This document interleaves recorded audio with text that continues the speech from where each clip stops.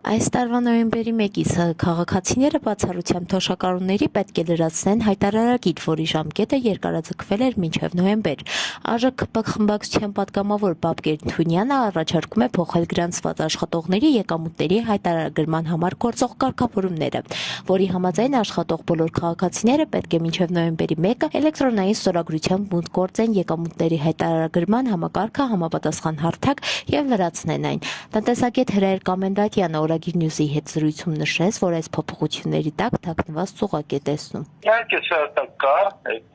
հակարդլարած, ապա գիտեք որ մենք այս ապիկարների այս դավաճանների իշխանությունը սոցիալական բնագավառում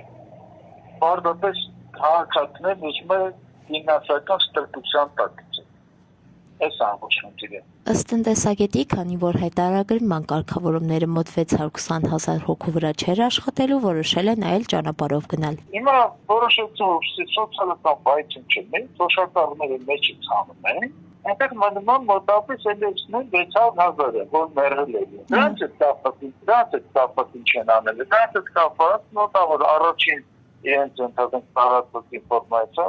դրանք փորձել են հիմա միասնական 630,000 հոգուն չկարողացան կոտրել։